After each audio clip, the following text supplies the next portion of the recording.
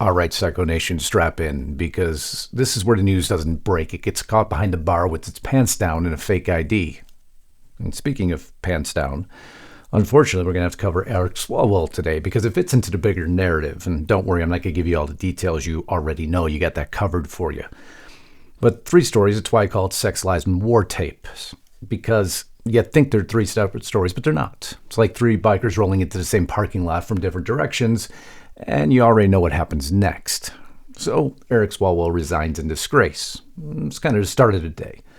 But then did you hear in California, lawmakers introduce a bill that smells like censorship cologne, the so-called Stop Nick Shirley Act. And then the war tapes. Hormuz, Iran, Trump tightening pressure, and U.S. allies suddenly acting like they forgot how alliances work. So if you thought you were here for a clean newsroom broadcast, wrong channel. This is the biker bar version of reality, and the truth is loud, obnoxious. It's like the insane clown posse just rolled in drinking Faygo soda with brass knuckles. So sit down and let's get ready to ride into this. And we'll start with the first act of this circus. Eric Swalwell, California Democrat, cable news regular, professional Trump critic, a man who spent years lecturing the country about morality like he was the pastor of MSNBC back then. But what about now? He resigned from Congress after explosive sexual allegations detonated like a pipe bomb in a locker room. CNN even ran coverage acknowledging a new allegation on video. Because when CNN is forced to cover something like this, you know the situation is no longer containable. And the reporting from multiple outlets suggests this is not just one person said one thing. It's turning into a pattern narrative. Some reports describe allegations involving a woman who allegedly was too intoxicated to consent, and now the political machine has done what it always does. Donors vanish, friends disappear, and suddenly the party act like they've never met him. Swalwell went from future governor to who is that? In about 72 hours. That's Washington. One day you're a golden boy, next day you're a disgrace, and next day you're a loose thread on a suit. And DC doesn't sow threads. DC cuts them. And just like that, Swalwell resigns. He drops out of the governor race. Not after a full investigation, not after a careful process, but fast. Real fast.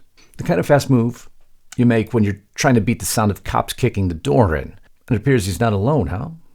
If the allegations are credible, resignation is the bare minimum. That's accountability.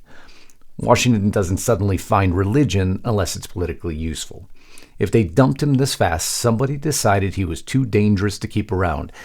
And that's the bigger story here. Because DC doesn't throw away assets unless they have to. But either way, this looks bad. It looks like the political class has been partying in the back room while America pays the tab. And the worst part, the media's acting shocked. Like they didn't smell this whole building burning for years.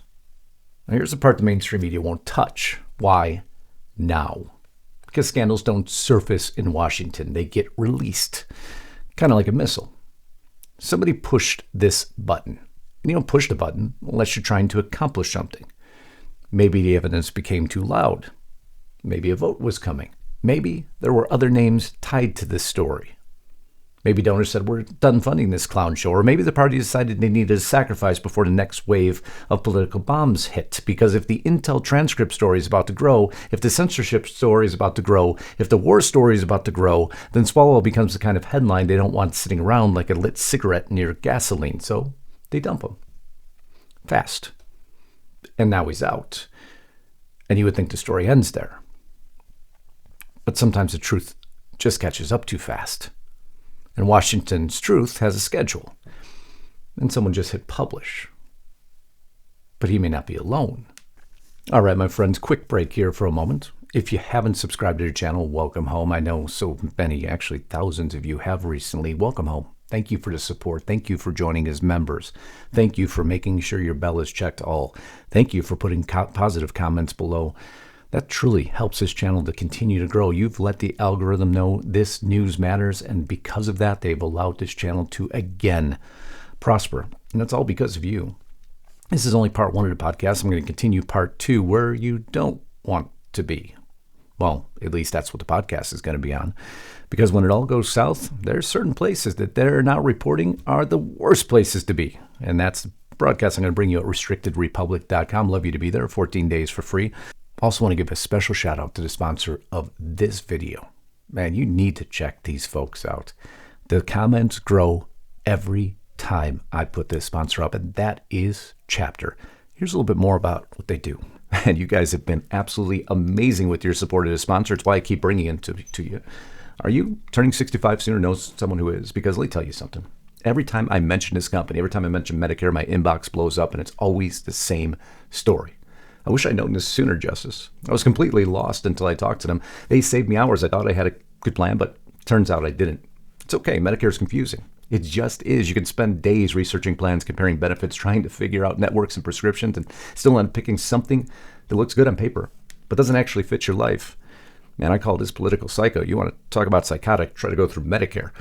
And here's the part nobody tells you. Plans change every year. Doctors drop in and out of networks, cost shift, and people don't realize until it's too late. That's why I'm here with Chapter. Now, to be clear, I'm not a licensed insurance agent, and this isn't Medicare advice, but Chapter's licensed. And their job is to help walk you through the options and help you understand what actually makes sense for your situation. They compare everything, original Medicare, supplements, Medicare Advantage, Part D. And what I love about them is they don't pressure you. They don't push you into a plan. They don't rush you. The consultations are free. They only take about 20 minutes. And if you're already in the best plan, they tell you, and trust me, I've read in the comments, that's literally what they do. But if you're not in the best plan, this is where people tell you the magic happens.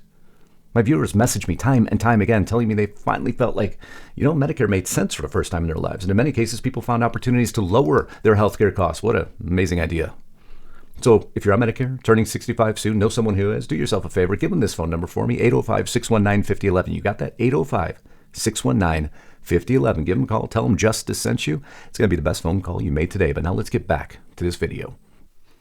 Because the scandal is spreading like liquor across the floor. Because one politician goes down, everybody else starts checking their own receipts. Red State and others are openly asking questions about Ruben Gallego, Swalwell's political ally. Now, nobody's saying Gallego is guilty of anything here, but DC doesn't do friendships like normal people. DC friendships are partnerships, and partnerships always come with shared baggage. And suddenly the public is looking at the whole crew like, all right, who else was in the room? And then, because God loves chaos, you get another resignation headline. And what I mentioned before, Tony Gonzales, Republican, announces his exit too. Different context, different circumstances, but the same vibe. The building is clearing out. And when politicians start resigning in clusters, that's not coincidence. That's panic. That's people hearing sirens before the public does. This proves misconduct isn't partisan. The swamp isn't red or blue, it's green, and the public has been the ATM. But really decided a story we must ask is who knew what and when, but will we ever get to that truth? Remember, this was Nancy Pelosi's golden boy. What did she know when? Of course, that's the part of the story we'll never get answers to, now will we? That's always the member of the gang that seems to escape. But if you think it's done for Swalwell, oh no. Just listen and hear. But I do think that he has serious criminal problems on his hand, and I do think that he might end up in jail, Jesse. And if I could just share with you for a moment, not only did I receive forensic reporting showing that, that infamous video of him in the hotel room was indeed him. It was not AI generated. But I'm also being told that, more stuff is going to be dropping in the next 24 hours. And then also potentially the individual that recorded that video in that hotel room, Jesse, was a female and she was underage. Oh, and away we go. And she was underage. The ghost of Epstein lives. Oh, but that's right, Eric. Support survivors, believe survivors. We are with you. Hands off. You should have heeded your own advice there, bud. But now let's get to the lies portion of this video, and this one is pure California insanity. California lawmakers are pushing what's being called the Stop Nick Shirley Act. Here's what it is. Essentially, an attempt to crack down on content creators filming public interactions, especially in chaotic, controversial environments. Nick Shirley films the stuff politicians don't want to show, the dysfunction, disorder, and the breakdown. And California's response isn't to fix the streets. It isn't to fix the problem. It's to fix the footage. That's not governance. That's image management with handcuffs. This is what happens when your state becomes a real-life GTA lobby. Instead of solving the crime, you ban the live stream. And listen, Nick Shirley exposes fraud. So rather than fixing fraud, California is saying you can no longer expose it as a private journalist. Are there legitimate privacy concerns in the modern world? Of course there are. But this doesn't smell like privacy concerns. This smells like stop exposing us. This smells like lawmakers realizing the narrative is slipping through their fingers, because when citizens see the truth with their own eyes, they stop believing press conferences. You can no longer control the narrative. Wait, now you got rid of Swalwell because you couldn't control the narrative. Now some filming can cross ethical lines, potentially, but when states only start caring about privacy after it gets embarrassing, that's not ethics, that's PR control. Man, these things are fitting now, aren't they? So maybe we should shift into something a little bit heavier. We're going to downshift a gear. Coming into that turn, you want to take just a little bit quicker, because this one's got teeth. Because Tulsi Gabbard's now pointing towards what she describes as intelligence community behavior to help shape the Trump impeachment storyline. And multiple outlets are reporting that declassified transcripts are surfacing, suggesting the whistleblower narrative and the internal process may not have been as clean as the public was told. Are you surprised? This is the kind of thing the establishment hates, because it doesn't just challenge the narrative, it challenges legitimacy. If those transcripts show coordination or orchestration, then impeachment wasn't a moral act, it was a bureaucratic operation, a political hit wearing a suit and holding a flag, which we've reported for years. I don't even want to do a yin and yang side to this, because what are you going to say? Maybe the officials involved believed they were protecting the country? Or were they protecting their own power?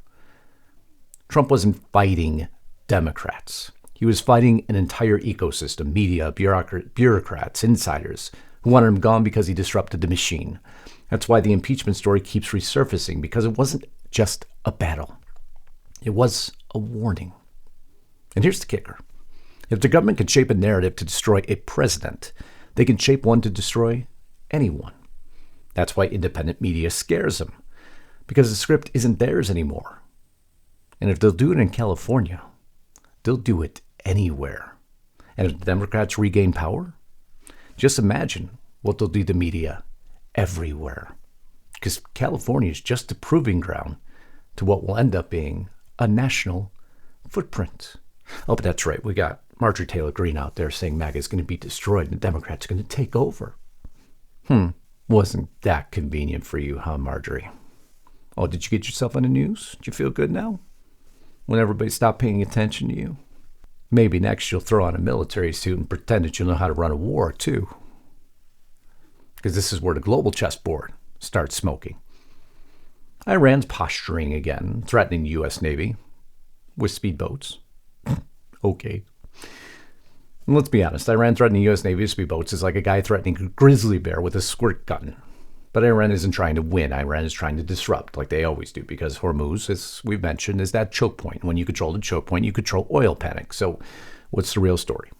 Reports indicate several U.S. allies are loudly rejecting Trump's Hormuz strategy. They don't want to be dragged into it. They don't want the risk. They want America to do the dirty work while they sit safely behind a statement and a latte.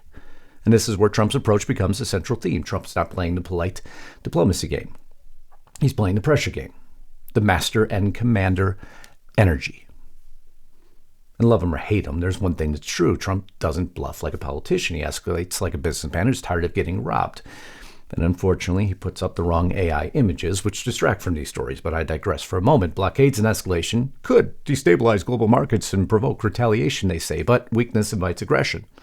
And Iran respects strength more than speeches. The reason enemies test us is because they think the West has gone soft. Trump's message, simple. You want to play games? Fine. We'll shut down the board.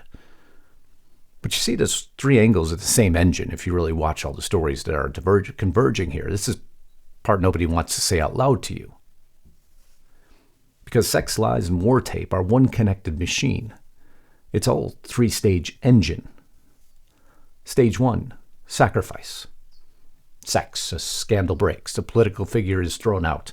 Not because the system cares, but because the system needs to look clean. Swalwell became the offering. Stage two was control, the lies. Comes in censorship.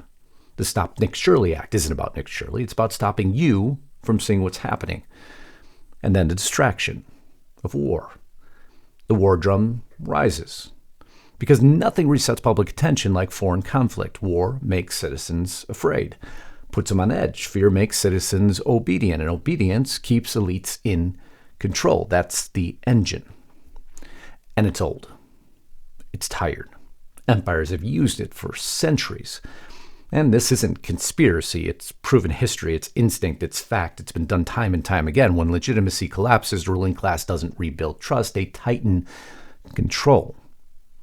You always have to look at through the optics of history to understand what's happening right now, and I'll bring it home for you. Swalwell resigns. California tries to outlaw the truth. Old impeachment transcripts start crawling back out of the grave, and Hormuz becomes a pressure point that could shake the world economy. Is it random? This is what collapse looks like when it wears a suit. But Trump's entire presidency has been one long fight against a system that runs on cover-ups, narrative control, and international weakness. That's why they hated him. Not because of tweets or AI images, because he refused to play their polite little game. He punches the table, he breaks the script. And right now, whether you like him or not, Trump is the only major political figure who treats global threats like they're real, not like they're campaign props. And if our allies don't want to ride with us, fine. We haven't needed them. We've never needed them. They can watch from the sidelines while America handles business, because the world doesn't respect soft. It respects strength. But our media ecosystem's doing something different. They're taking scandal, and they're trying to warp reality. The Swalwell story? Now? Suddenly? When it's been going on forever? Surfaces out of nowhere? My friends, come on, don't let the media manipulate you like that. It was an exposure of timing. All of a sudden, an impeachment transcript comes out that's been buried for years. An exposure of timing. The hardest part about this job is keeping yourself above the fray, to watch the overall narrative spinning out of control below. But really all it is the cops kicking the door open to the brothel of D.C. The lights turn on. And you realize that Backroom is a lot different when the lights are on than when the lights were off. Of course, this comes from the same government that always tells us the same thing right before everything explodes. Nothing to see here. Stay calm. Trust the experts. Stop asking questions. It's kind of like your mechanic saying your brakes are fine while your car is already halfway through a guardrail. All I do is connect the stories. Like the next one. Because none of this is random chaos. There's always predictable outcomes of arrogance, secrecy, and corruption. The geopolitical world order is starting to twist into something darker.